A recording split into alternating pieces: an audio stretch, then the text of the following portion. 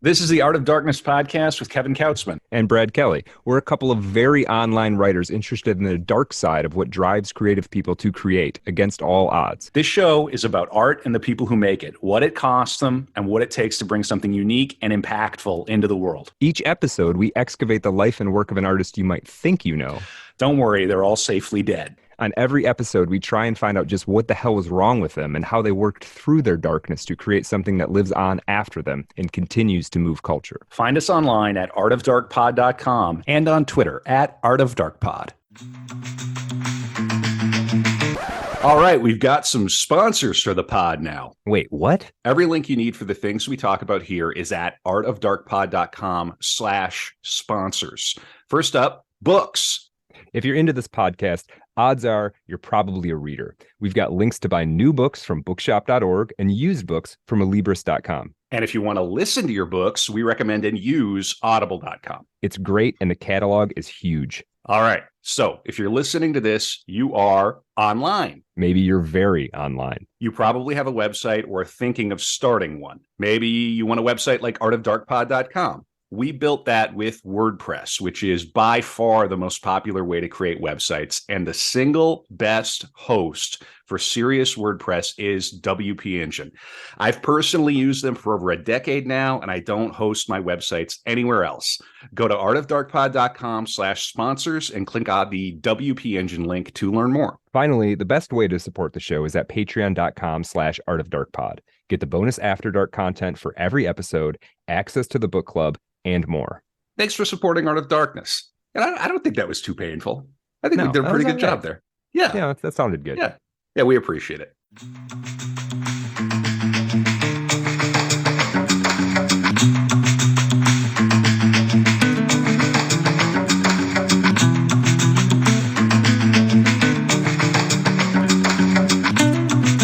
We are back in the dark room for our 100th episode of Art of Darkness. We're here. We made it. Woo! 100. 100. Can you believe it, Brad? It's a podcast not miracle. Really. It's it really feels that way. Mm-hmm. I'm at a little bit of a loss for words. I think 100 episodes, but it's probably 200 to 300 hours of content out there in the world. You could just listen to Art of Darkness for almost like a month and a half at work. All you did for your 8 hours a day was listen to Art of Darkness. So that's pretty cool. That's pretty exciting. A fantastic idea, Brad. I think that'll. Yeah, I agree. What damage could that possibly do to one's soul? If you ever do this, report back to us. Mm-hmm. You know where to find us. We're on Twitter at Art of Dark Pod. We have to introduce our guest. We are here with Isaac Simpson, the disgraced propagandist himself, host of the Carousel Podcast, a man of many talents. Isaac, how are you? I'm good. Thank you so much for being here. Here to talk about my favorite writer of all time by a very large measure. So I'm super psyched that I was chosen for this episode, and it's really. Yeah, I think you guys have come to the right place because I'm very passionate about Bukowski, so I'm excited. Okay, good. Well, we're glad to have you. So thank you for joining us tonight. Thank was you for I not supposed time. to I think this is going to be great. No. Great. Yeah, we want to cut to the chase, Good. And so that's brilliant. Yeah. I'm glad. And you came to us last year and mentioned Bukowski, and we said, "Yo, we haven't done him yet, but when we do, we will have you on." And here you are, and it just so happens you're on the 100th episode of Art of Darkness. So very cool. Let's just do a little bit of housekeeping real quick. Patreon. These 100 episodes have taken work. We want to do 100 more. Patreon.com/Art of Dark Pod. You get all the After Dark episodes. You get a bunch of other stuff, access to the book club. It means a lot to us. Not just the support, but the ongoing support. $5 a month, $10 a month. Chuck it at us, set it and forget it. You know we're going to be here. You know we're going to keep coming back. I'm going to Northern Michigan to meet up with Brad at the end of this month, and we are going to have a 5 for the IRS agent who is listening. This is a 5-day working trip. Everything will be written off. But jokes aside, we'll be expensing cigars and steak and all kinds of fun stuff. Yeah, indeed. Propane. Yep. We're doing it up. So, but Brad and I are going to have a serious production meeting where we're going to start planning the next season. So 2024 of Art of Darkness. We really appreciate the support. You can also support us through PayPal. A friend of the show recently said, I Patreon, not so much my thing, but these guys have done a couple of episodes that meant a lot to me. I'm going to chuck them X amount of dollars on PayPal. And that's at the website. We welcome that too. So if Patreon's not your thing, if you're like trying to delete every single app, which is totally reasonable in this economy and in this environment, PayPal, do that. artofthedarkpod.com. Last bit of housekeeping. On the After Dark today for Patreon, we are going to read one of Bukowski's darkest poems. And Isaac is going to read us a few of his favorite poems by Charles Bukowski. Let's get into it. Poems. Yeah, that's an old thing. That's an old inside joke for Brad and I, for Brad and me from grad school. We just, because we're, shifty cradle Catholic public school kids from the Midwest. And we noticed that a lot of the poets would say poems. And if you can get an extra syllable in there, you actually get extra credit in grad school if you were able to squeeze an extra syllable in there. It cost us a little bit of distress, if I recall, Brad. We didn't quite know what was going on, and so we're trying to perpetuate the correct pronunciation. In any case, Isaac, you're passionate about Bukowski. Why? When did you come to his work? What does he mean to you? Let's also dispel some myths. I think people have some ideas. I think in our core episode, we hopefully did a pretty good job trying to paint a full picture of the man. But talk to us.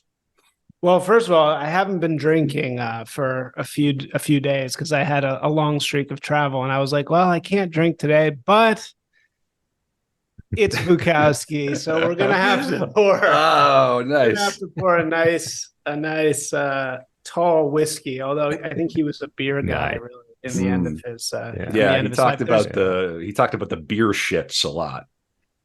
Yeah. There's a bar in downtown LA, near where not too far from where I used to live, that has in big letters on the wall.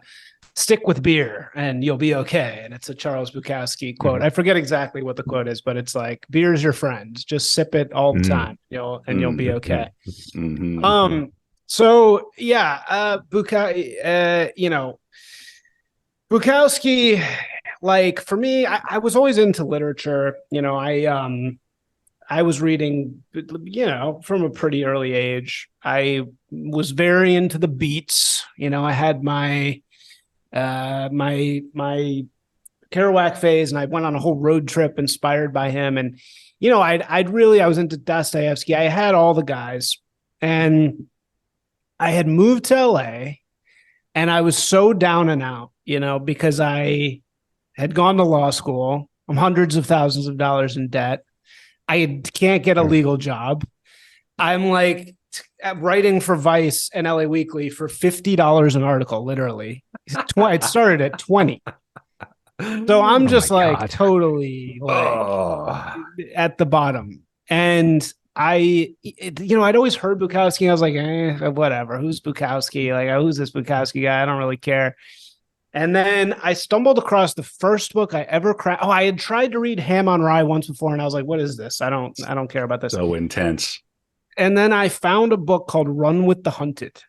And Run with the Hunted does this thing. I don't know if you guys, I listened to like half of the because it's 4 hours long. So the core episode. Your episode is 4 hours long. Yes. So I couldn't listen to the entire thing. But I don't know if you talk about Run with the Hunted, but Run with the Hunted is his editor, after he was dead, went and put all his work together, all the best poems and the best articles together in like a chronological, almost autobiography. Did you talk about this? No, I don't think we did. We didn't talk about that. We did talk about how posthumously some of his work has been fiddled with but he did not. Which is another. Yeah, but that's a different thing. So this was just his editor compiled it into this one book called Run with the Hunted. That's just like a linear story of his life from his first memory until, his death. And for some reason, that was like the key for me to get it. And I just got it. And I utterly fell in love with Bukowski to a degree that I had never had with, any figure ever besides maybe Michael Jordan, having grown up in Chicago. And it was just like, holy shit, like this is so freeing, and for me in this really down and out place. And, I'm somebody who like had always been kind of like on the outside of these elite worlds, like I was always this kind of dumpy kid who like was never really accepted. And so reading him in this time in my life, I'm living in LA, I'm living like close to where he was the entire time.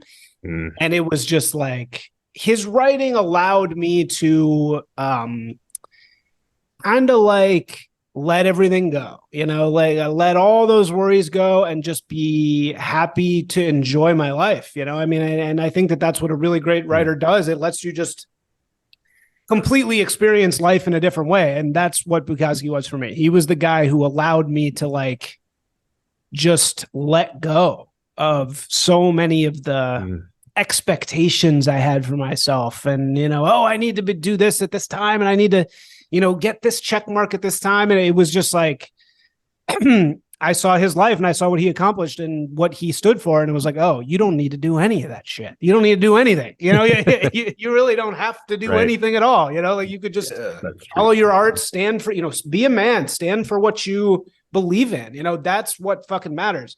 And it wasn't until I found him that I truly could experience that. And then beyond that, just as a technical writer, he's also the greatest in my opinion. And I can explain why I think that. I know that that's not a super popular perspective, but I do think he's the greatest writer ever, even technically. But we can talk more about that, I guess. I definitely want to hear more about that, but go ahead. Yeah, for sure. He is sort of the king of the dropouts. And carrying around one of his books of poetry or one of the novels, it does have the uncanny feeling of like a manual for an alternative lifestyle. Atlas Shrugged. Just, you don't have to do it. You don't have to go to the good school. You don't have to chase the perfect career. There's an alternative path. And it's going to be painful. It's going to be hell. But it might be more romantic of a path. It might be more interesting of a path in a lot of respects, right? Yeah, that's very interesting. And I like this notion that so I should have done a little reading on this because I was actually thinking about this today. There was a Buddhist teacher who came to America. It would have been like in the 60s or 70s, who was a notorious drunk. He like had a huge influence on who the heck was this guy? I think Trogan Trumpa. Okay. All right. That sounds right. Anyway, was it the one who was also like? Oh, did we lose you? Yeah, he'll come back. Look it up, Brad. Yeah. I'll finish the story. Yeah. Yeah. Go ahead.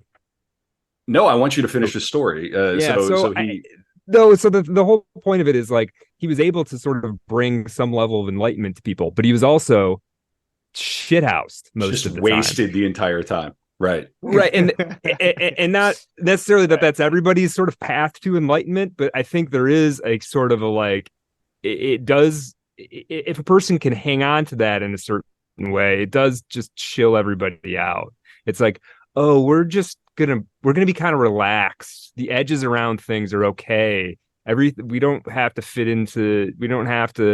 conform in a particular way. We can just kind of roll with this thing. Well, and that's interesting too. There's so much power in that because it's one of the central tensions of American life is simultaneously we're a deeply, deeply conformist culture that simultaneously reinforces individualism.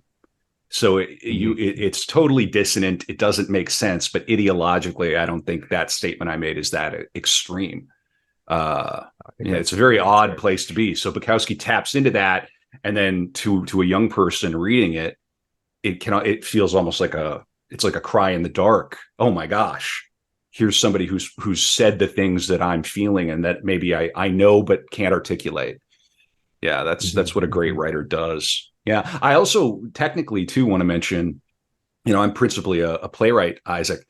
He altered the way I wrote some of my early plays, which led to certain things for me. Brad and I wouldn't be here together because we met in grad school and all the rest. I mean, just the way that he uses the page with his poetry, it's just so free and unpretentious.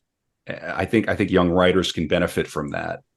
Yeah, the page is yours. Do with it what you will. Yeah. Do you want to speak a little more about the technical piece? Sure. Yeah. So, he's got a great, I just shared with you before this started. He has a great clip from the movie about his life. There's a fantastic documentary about his life. I'm sure you did cover this in your last one, but, and there's a clip about it where he's talking about great writing. And Bukowski, if you read his letters and you read his, even some of his poems, even some of his stories, you know how Eminem has that line, Reggie, Jay-Z, Tupac and Biggie, Andre from Outkast, Jada Corrupt, Nas, and then me. From do you know what I'm saying? It's from I don't know the song, but I know exactly. Until I collapse. He's listing these like great rappers that are the only other people that he views that are in his class of rapping. Bukowski is exactly like that. He has this list that he just keeps coming back to over and over. He's like, these are my guys. These are my guys. These are my guys. And anybody outside of that list, he's like, fuck you. Like, you suck. Right. And Hemingway did the same thing. Yeah. Famously. Well, so the funny thing is Hemingway and Bukowski to me are the perfect two examples of the opposite sides of almost the same thing, or the not even the same coin, like the polar opposites of each other, which is like, to me, Hemingway, this is very extreme, so excuse me, but that's all right. To me, Hemingway is a poser. I know that's, I'm obviously being hyperbolic. Hemingway's great. He massive contributions. I'm not crapping on Hemingway. I mean, I am, but Bukowski to me is like doing what Hemingway is doing, but he's like doing the real version of it, and Hemingway's solidarity with the working man. Yeah. Right. The dude is completely married money twice and had nothing but money and still couldn't hold it together. Right. Yeah, he was definitely a champagne socialist for sure. Now he laid it on the line. He was in the Spanish Civil War. So it's complicated, but Bukowski really was half starving to death, drinking rot gut wine, writing the poetry. For 50 years. I mean, for 50 years. Until he finally broke. And then he was honest about his break too. When he finally broke, he turned it into something that was humorous and self-reflective. Hemingway's politics are all a little bit Hollywood in a funny way. Yeah. The myth consumed Hemingway. Anyway, go on, Isaac. Who is Bukowski's list? If you, okay, I don't expect you to know it exactly, but who's on there? I do know it. I know. Okay. So the list is basically only 5 people long. It starts with Newt Hamsun. So Newt Hamsun, Hunger.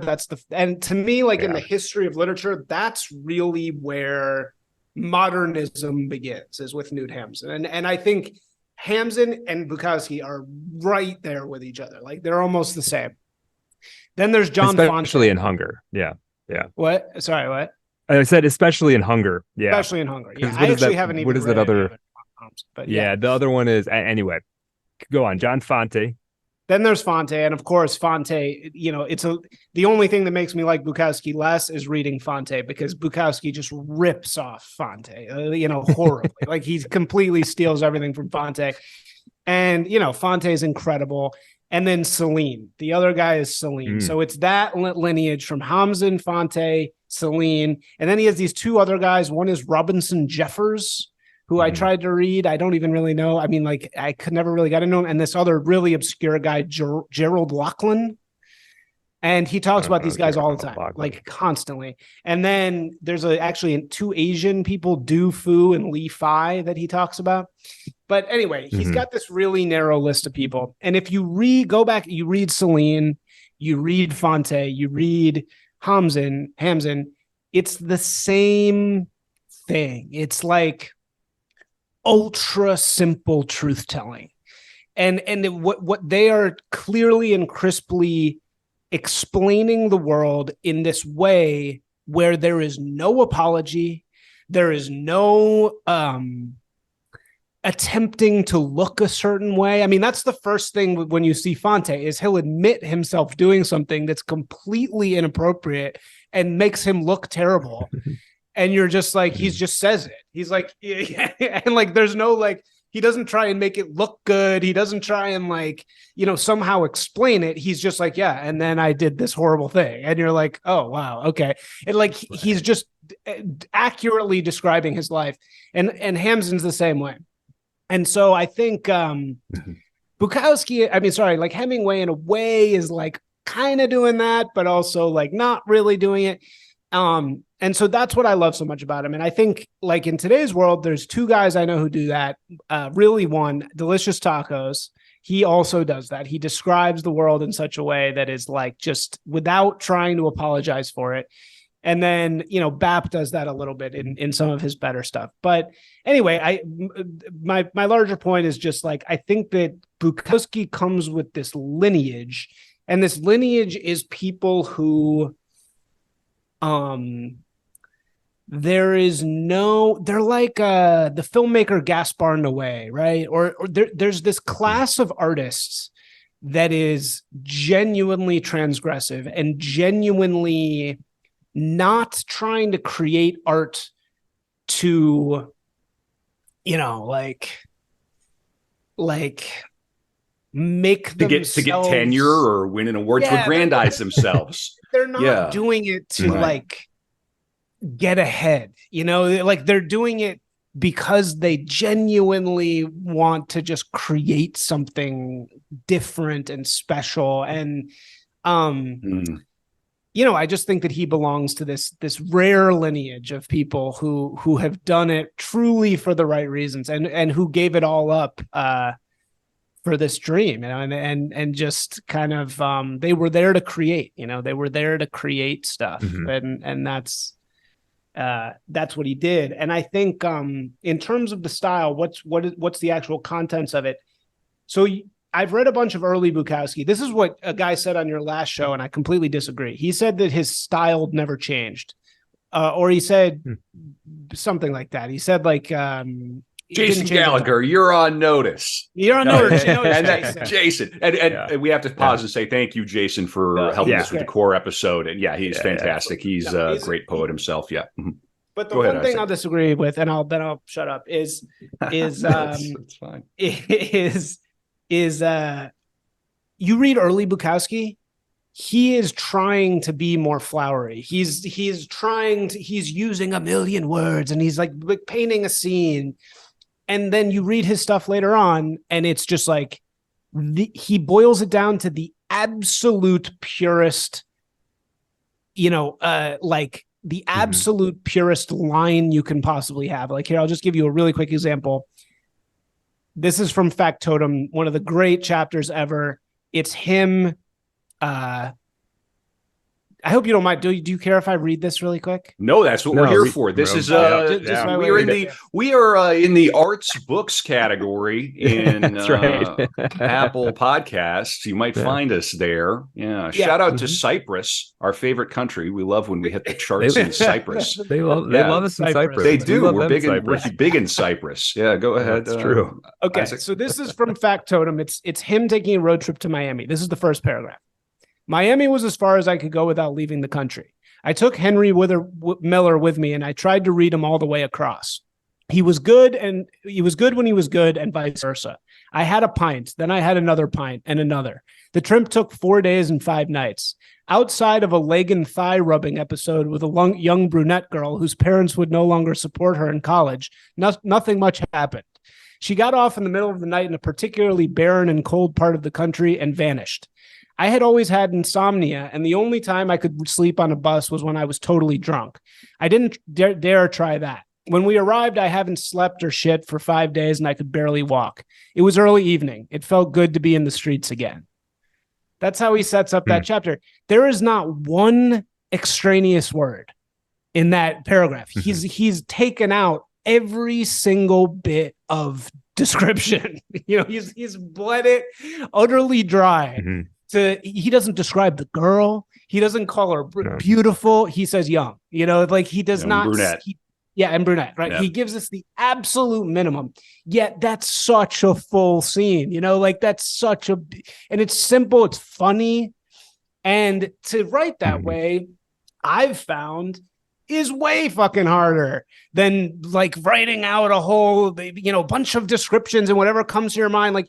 That takes a lot of slashing down, to get to that point. And I think that's really what modernist writing is. And Bukowski represents the Nietzsche of modernist writing. He's the final culmination of that entire movement.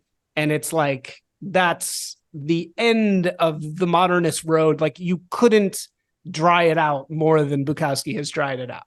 You heard it here first on the 100th episode of Art of Darkness. Bukowski is the Ubermensch of modern letters, per Isaac Simpson. I do want to make It's over. It's over. We can give it up now. We can stop now because nobody has any fucking idea what postmodernism is.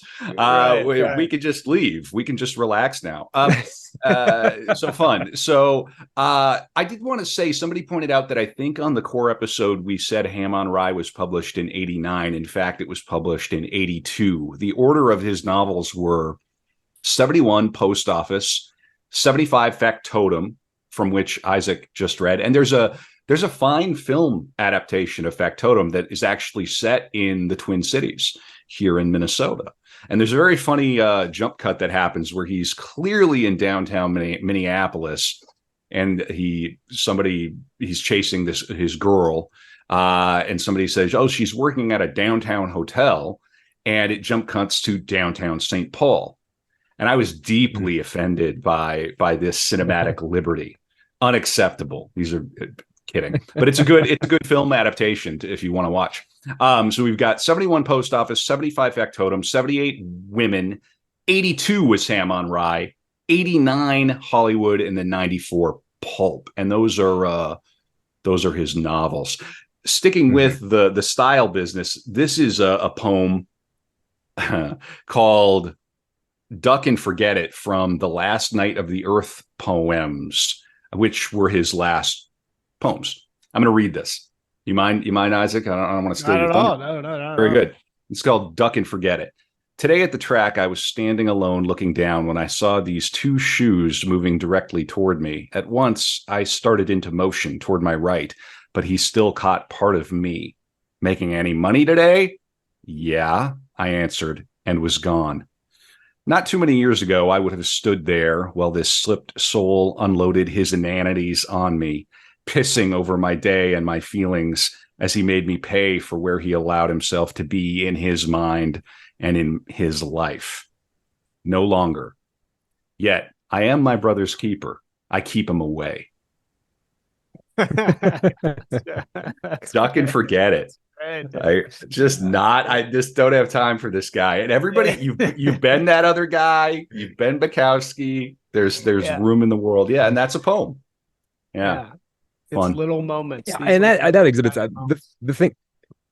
Yeah, the thing I ultimately, I think, appreciate the most about Bukowski in the end is the particular kind of humor that comes across in a piece like that. The sort of curmudgeonly, I guess, acerbic, I feel like that a lot of the time, but don't act that way. You know what I mean? Because you kind of can't, or you can, but we made it to 100 episodes, Brad. You guys can do whatever you want. Yeah, but I'm gonna let it all hang out. I'm gonna let all these sons of bitches know what I really think. No, I think if Brad, but really that's the kind that ends up being like my.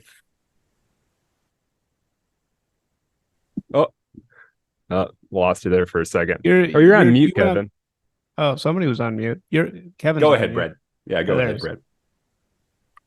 Yeah, sorry. I think we had a little glitch there. Anyway, that's one of the things that really resonates with me, and it's not just like the simple statement of it's funny. There is a certain kind of It's like there is like a tenderness too, sort of at the end of that. I am my brother's keeper. I keep them away. There's something hilarious about that. There's a recognition of like that, he does have some kind of like emotional presence in the world. Like it's all, I that's my favorite part is really how funny it is. And I think there's a quality to different places he can take that. Acknowledging like he's probably no good for this guy either. It's a case of like, right. That's yes. Yeah. The hedgehog's dilemma, Schopenhauer, the idea that the idea that it's about human intimacy. So human intimacy, the metaphor is we're like a bunch of porcupines in the depths of winter trying to get warm together. But if we get too close, we prick each other with our little needles. Right. So it's a constant negotiation in human affairs for this massive group of porcupines to find the right calculus to get as close as we possibly can to get warm without jabbing each other's eyes out with our. Oh, that's fantastic. That's amazing. That's a great. Wow. Yeah. That influenced. And I think with Freud and everything. Yeah, Freud. Yeah, I think with Bukowski, we see an instance of somebody who has particularly sharp, long quills and is perhaps, in this analogy, particularly sensitive to the cold at the same time. I think that's fair. Yeah. Isaac, do you have a favorite Bukowski? You have a favorite book or novel? Yeah. No, it's a poem. It's One for the Shoeshine Man. Okay, and we're going to read that on the After Dark, patreon.com/artofdarkpod. When I get really hungover and I'm just like absolute bottom, just absolute, cannot go on. He has a recording of him reading it, and I just drive around and I listen to it on repeat. And it gets me. It gets me through. I'm a bit of a cliche. I think Bluebird is so good. Oh and Bluebird, of course. I mean, Bluebird is fantastic. Also, Bluebird is the last poem in Run with the Hunted because they know that it's like clearly the crescendo. Yeah, it's just such a banger and so gentle and wonderful.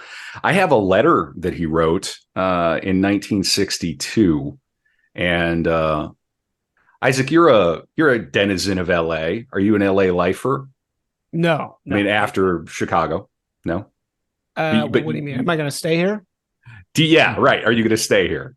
There. I don't know, man. I don't know. Depends on how bad it gets. Around here. He also did that thing that great artists do. Not all, but most or many. Stamping a place. A place as big as LA. Like, this is Bukowski territory. And this letter that he wrote to John William Corrington in December actually looks like maybe Christmas Eve or and around I think Christmas. They were his, like, in his book of letters, there's a bunch to them. They're his, like, editor. There's some kind of friends or editors. I forget, like, who they are. But they in the book of letters that is available, which is called Screams from the Balcony, which is fantastic also. There's a bunch to that couple. Yeah, and I just have Charles Bukowski Selected Letters, Volume 1. Okay. Yeah, they have multiple volumes, apparently. And this is to a fellow named John William Corrington. I'm going to read a little bit from his Wikipedia so we have some context. A Roman Catholic, the one true faith. Corrington attended St. John's High School, but was expelled after smoking cigarettes. Anyway, he had a literary career. He was an American film and television writer, novelist, poet, and lawyer. So there you go. Probably a friend of Bukowski's. Here's what Bukowski wrote him in 1962. Let me see here. Yeah, it's this fellow, John William Corrington. Don't keep urging me to leave the city of angels, this beautiful fucking place where saints jack off in the sky. I am beholden. Look, kid, I don't got no trade, savvy? Here, maybe there are a couple of racetracks I got the smell of, and I know where the rescue missions are located, and it only gets cold at night. And there are a couple of places where maybe they will let me sleep on the floor or drop me $1 from a hard shell hand. I traveled until I was almost cuckoo. From 19 to 28, I saw it. Sometimes I weighed 200 pounds, other times 128. I saw that there was nothing. I saw the South like a gourd of light with dry slab faces and poverty, history running like shit from the walls and everybody burning to poke you down. You, Willie, are a good kind of South, but there's another kind of South too, and you know it. But no better or worse than New York or Chi or Philly. But to go running off through the same scene would be like taking a dose of salts after a good bowel movement. Here in LA, they leave you alone. You lay dead in a room for 5 or 6 days, and it's not until you begin to stink or fail to pay your rent that they come in and drag you out. This has advantages if you are not heavy in love with the roving tribes. Here, I've just got phantoms and a dirty floor for my own feet. Peace, cousin. peace, cousin. Yeah, there's more there. That's a hell of a letter. You get that letter in the mail, you're probably saving that sucker. Yeah, indeed. Good one. Very fun. Yeah, we should. We need to return to. I mean, we do podcasts and stuff, and we tweet. But boy, wouldn't it be fun to return to old timey, old form letters that could later be collected? Wouldn't it? I don't know if that's ever gonna come back. We might be the generation that kills that. That brings it back. You know, I had a period. I bought in my Bukowski phase. I bought a typewriter and I sent people letters for a little bit of time. Nice. Yeah, people like it. They like receiving a letter. Yeah. How long can you go before you start breaking the other person's attention span? I suppose that depends on how engrossing the letter is, but there's the letter writing and then the letter reading. Like I feel like a lot of people would get like if there's 2 pages, it's like what the hell did you just send me? Yeah, I'm not gonna read all this. I'm not gonna read all this crap. I'm sad that happened, or I'm happy for you, but I'm not reading all that. I ain't reading all that. Or future archivists. Archivists. I'm so sorry that happened. Or that's awesome. Yeah, I've seen that. Yeah. Well, Isaac, we're going to talk a lot more about Bukowski. I just want to ask you to tell people a little bit about yourself, what you've got going on, your different projects, your podcast, your Substack. You're a writer of some renown yourself. What do you got going on? Yeah, so my aforementioned Bukowski phase occurred when I was really serious about trying to be. I've always been a creative nonfiction guy, which is why Bukowski is also the best of that for me. I'm not really a fiction dude. Like, again, Kerouac, I come from that tradition of people who write about life. They write about real life. And so I was a writer for Vice. I was very serious about trying to be that type of a writer. But then, you run into the buzzsaw of reality. And so I eventually, and this was after law school, by the way. So again, this was already a difficult situation, but I got into advertising. And today, fast forwarding to today, I have recently basically stopped hiding, because in today's world, you have to really, particularly as a white man, you have to hide your opinions if you want to have a job and you don't work for yourself. And so, particularly in the world of LA advertising, probably not the same in some industries, but at least in that industry. So I, about a year ago, I decided to just say, fuck it, I'm back, I'm me again. And so I now do 2 things. I write the Carousel, which is a blog that has had actually incredible success. And then I have a podcast, which has much more mediocre success because I'm not as good at it, but I'm not as good as you guys, for example. But, I just interview people. It's very just basic. And then, so that's both called the Carousel, and that's on Substack. And I tweet at disgraced propagandist, spend way too much time doing that. And we all do. I run. Yeah. Oh, sorry, what? I said we all do spend too much time on Twitter. So bad for the brain. Oh, I'm sorry, X. It's called X now. Yes, excuse me, X. And then damn you, Elon! Damn you, Elon! It's always going to be the bird. No, you can't take my bird website away. You can't. It's always going to be the bird website. Did you hear the tagline? Did you hear what the tagline is? Call your ex. Blaze your glory. Blaze your glory. Blaze it out. I'm sorry. I mean, that dude's a figure. There's a lot. Nothing is personal, but somebody made a tweet that was like, quote tweeting something he did, and she was like, "When is this man's midlife crisis going to end?" Yeah, it's just going on. and I think he probably laughed at that. I mean, my God, you got to have some. He's a troll for sure. I feel trolled. Yeah. Yeah. It is. Yeah.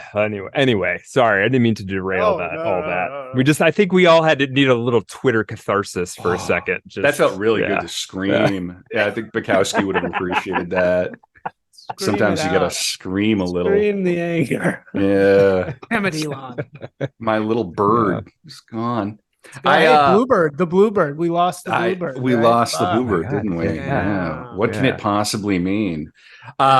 I still think the funniest thing he could do would be to move the headquarters of Twitter to somewhere in the Rust Belt, to like Cleveland or something. That would just be such a boss move. I don't think he's going to, though. I don't think so either, but it would certainly be amusing. Dubuque, moving it to Iowa, Des Moines. Yeah, there we go. Yeah, that would be really cool. I've got any duh. Any does are funny. I've got another letter, and then of course, like I teased on the After Dark for Patreon, we're gonna hear Isaac's favorite poem, and I'm gonna read a dark poem. We'll probably read a bunch more poems on the After Dark.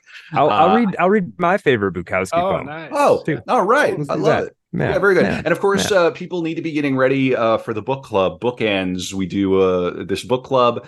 You can join us on Zoom. The link is shared on Patreon. The next book we're reading is Brad's own novel, House of Sleep. Nice. That is true. Yeah. It's 99 cents on for the Kindle edition now. This is it's permanently that price now. It was out at a much higher rate for years, but now I'm just basically giving this thing away. So get in on that.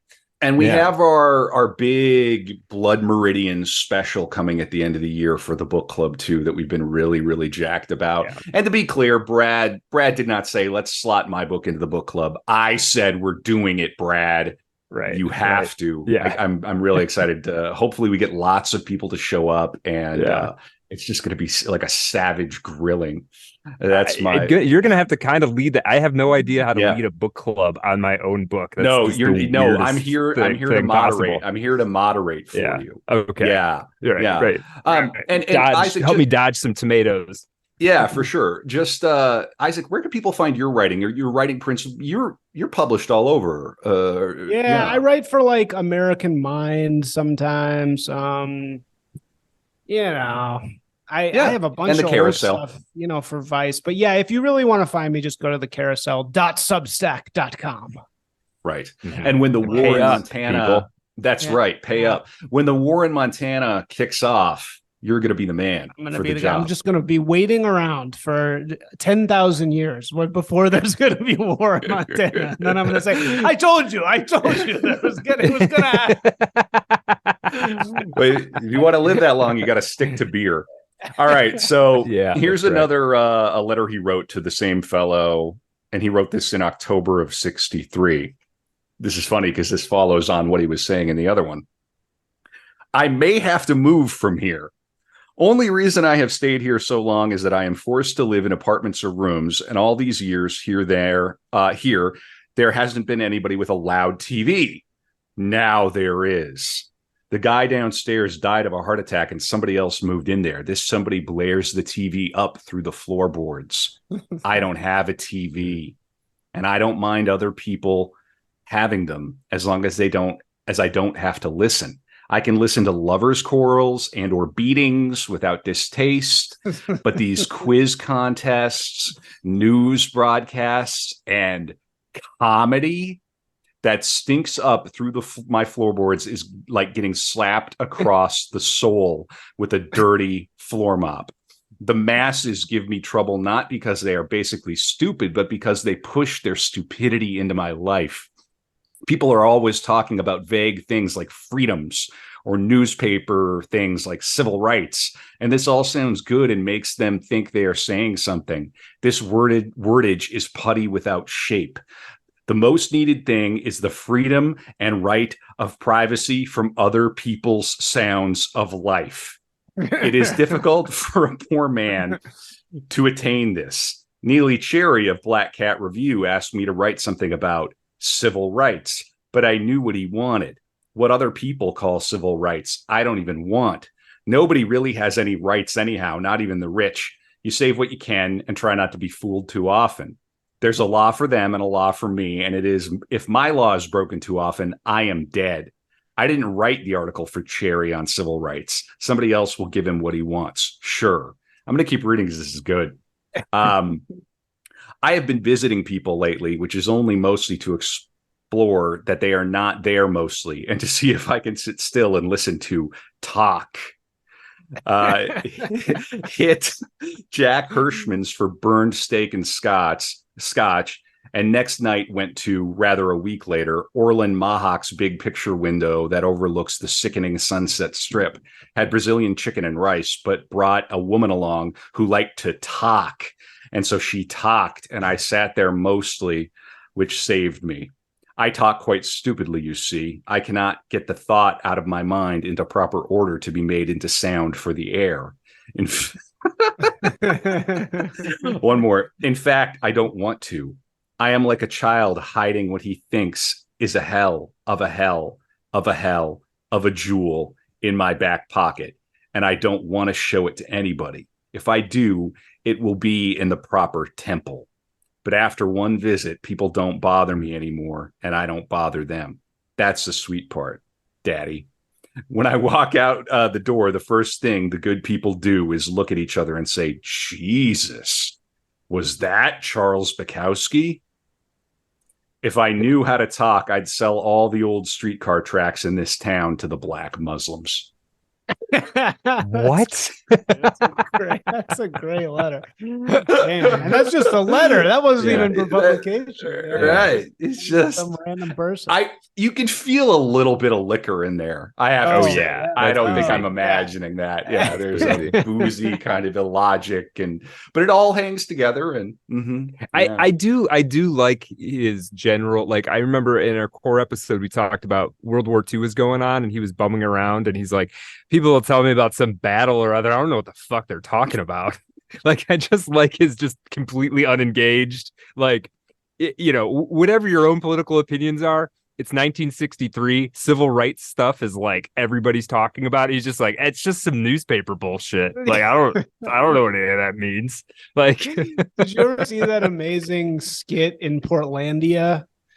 Are you guys fans of Portlandia? I've seen a lot of it. Yeah. What's the main guy's name? Fred Armisen. He's got a little Bukowski in him. There's that hilarious skit of, it's like a guy who's really awkward at parties watching Fred Armisen like be a raconteur at parties. I don't remember this. And he afterwards he goes, "Oh, how do I like, be like a guy who people listen to at parties?"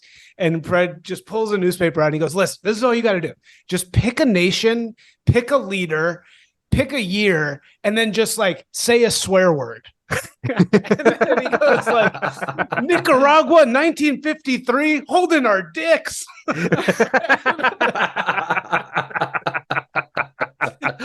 Yeah, that's about right. Yeah. And it's like, and then everybody just thinks you know what you're talking about. Yeah, I think it's that kind of thing that Bukowski's pointing to here. Yeah. Just the silliness of it all. I like the Portlandia bit where they go to LA for the first time and they're like vampires. They just can't. The sun just can't absolutely. handle the sun. That always cracks me up. You have a favorite novel of his, Isaac? Yeah, I like women the best. I mean, so women or Hollywood. So what's so great about women or Hollywood is both of those happen after he hits it big. So what's incredible about Bukowski, and this is, again, why we have to love him so much. He has this quote where he says, they came for me, but they came for me too late. Like, they came for me after I'd already like hardened my soul, so they couldn't get to me.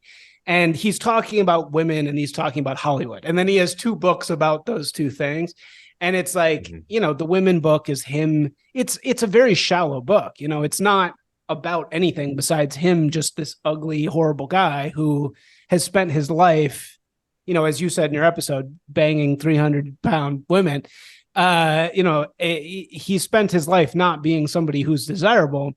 And then suddenly, he's desirable. Suddenly he can bang whoever he wants. And it's about that. It's literally about that experience, which is like, that's such an interesting experience. That's one of the most interesting experiences you could have probably as a human.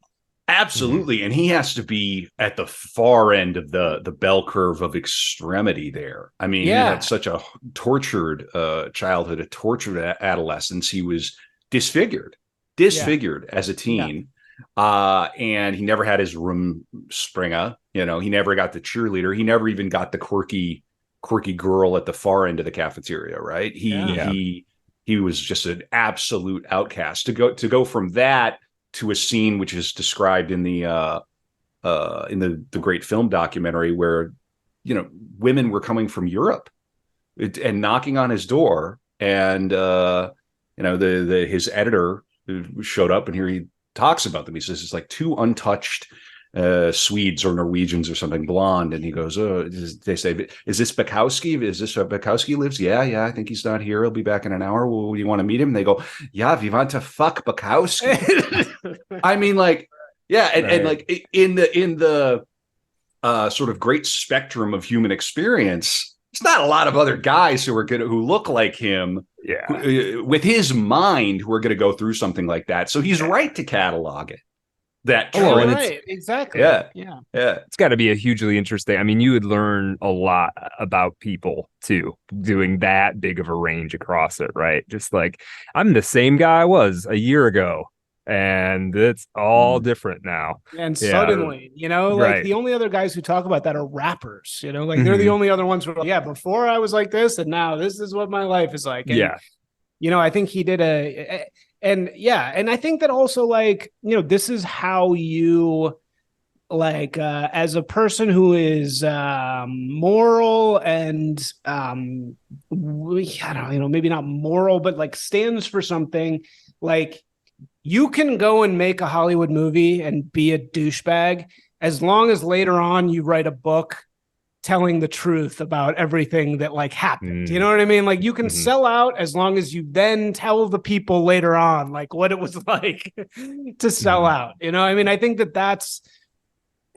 important. And I think that that's what he does with both of those books, is he like goes like, all right, I'm going to go and do a bunch of bad shit that makes me kind of an asshole, but I'm then going to tell everybody, I'm going to at least reveal.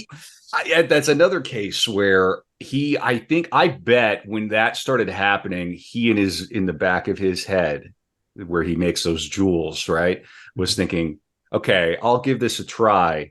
If this goes pear-shaped, I'm getting a novel out of it. I bet he made that calculation.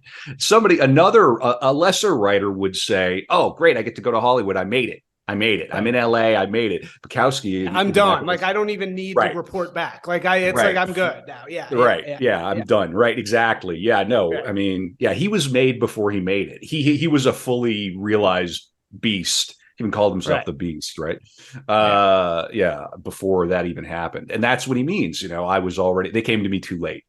They came to him too late. So they couldn't really pierce that. Like, nothing they were going to say was going to get through to him. He has a great moment in Hollywood. I always think about this scene being in LA, is he has this great moment where it's like they're at a table, of course, just like drinking.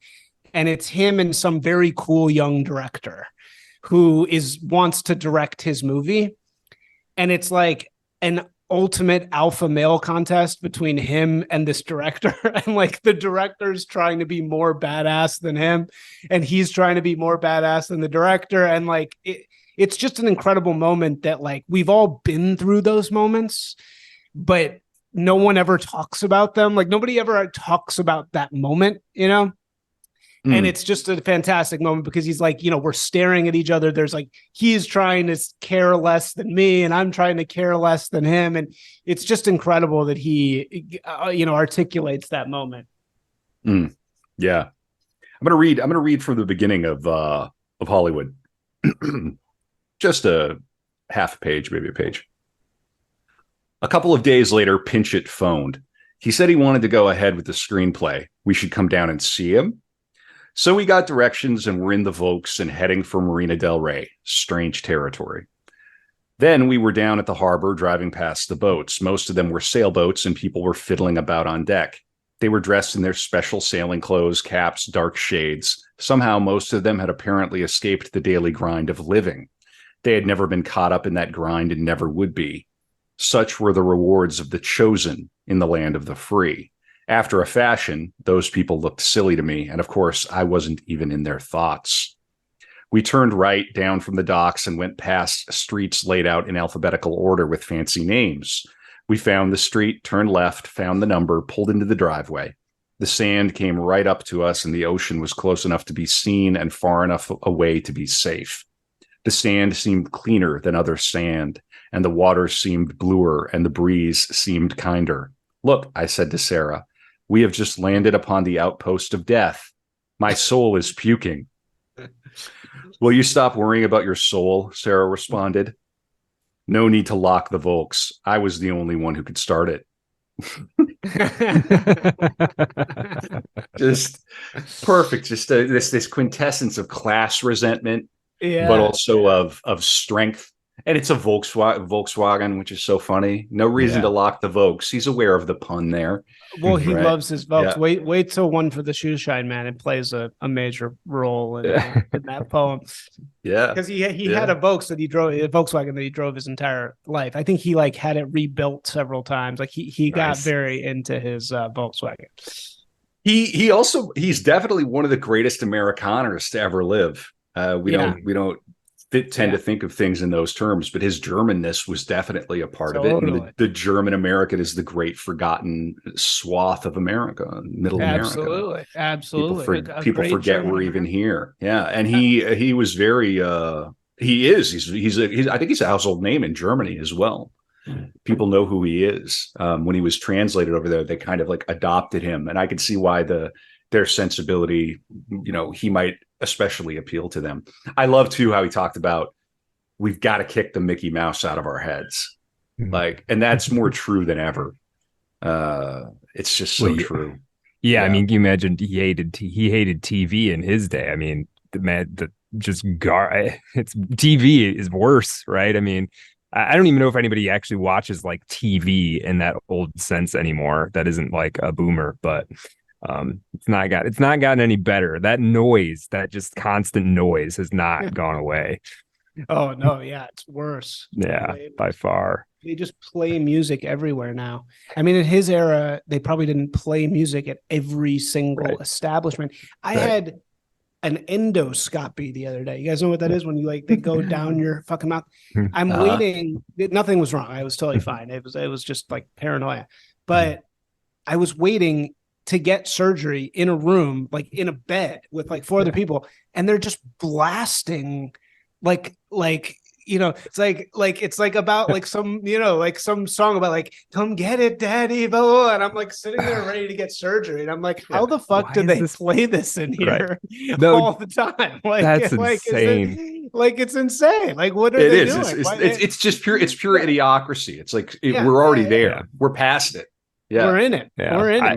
We're definitely in it. I had to say, I just have to share it. In this little golf course suburb that I live in, it's an old neighborhood north of Detroit. And I went to the grocery store at 9:00 on a Tuesday. And at the grocery store, they're playing "Whoop There It Is." And I'm why is this happening? It's literally there's no reason. Who is this for? Yeah, why am I listening to this?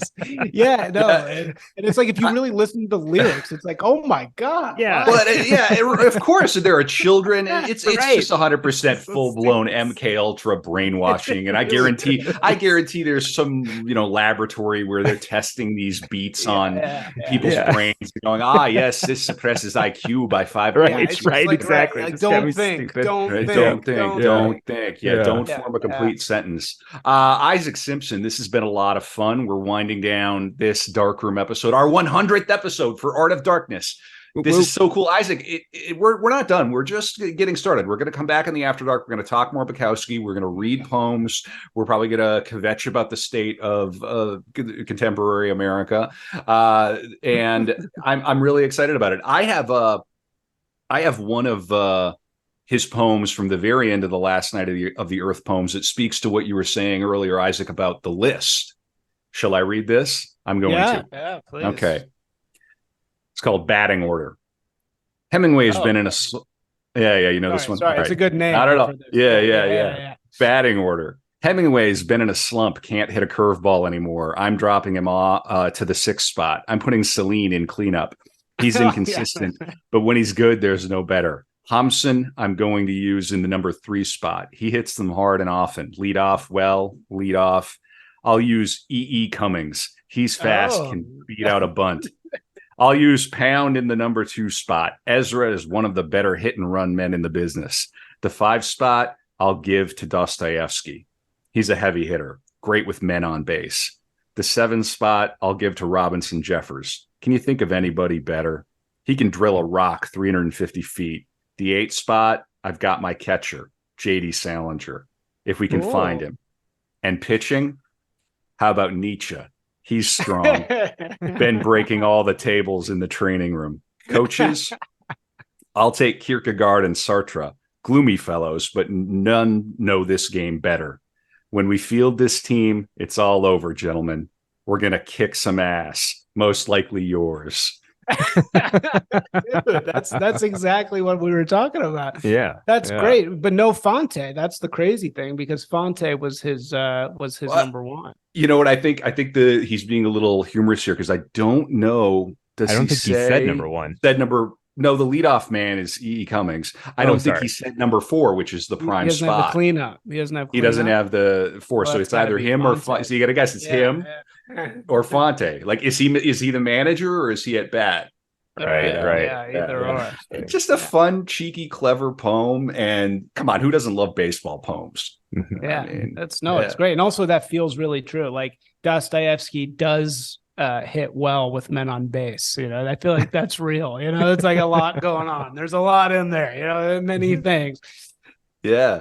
Well, we'll put a link to your Twitter handle in the show notes. Tell people where they can find you one more time, Isaac. And you have an open invitation to Art of Darkness. If there's another subject we cover that you want to talk about, come on, and we'll talk more on the patreon.com/artofdarkpod. Where can people find you?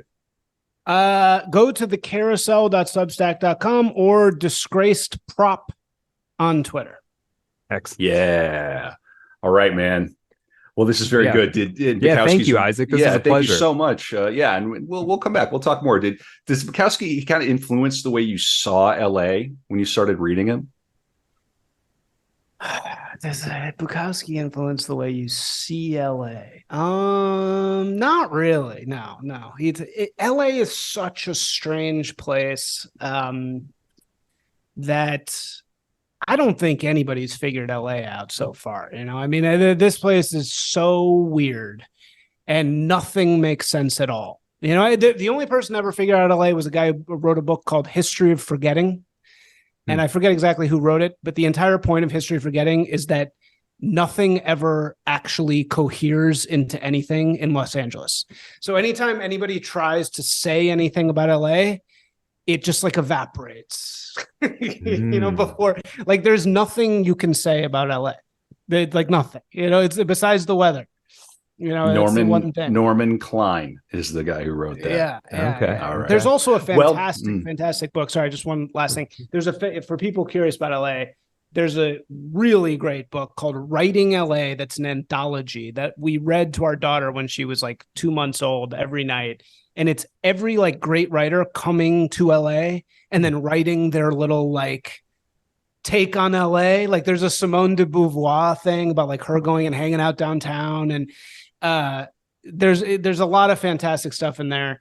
There's one about Tennessee Williams about like a woman and her mattress in the backyard. Fantastic. But the best one in there is Faulkner. And it's called like Gold Town or something, and it's just so fucking good. But that's probably the best book about LA that I've read. And anyway, interesting. That's cool. That sounds good. That sounds very good. Yeah. All right, Isaac Simpson talking LA, Bukowski, and more. We'll be back in the After Dark. Thank you. Hey, 100 more, Brad. 100 more. Just getting started. Baby. Indeed. Congratulations, Kevin. Congratulations to you. Thanks.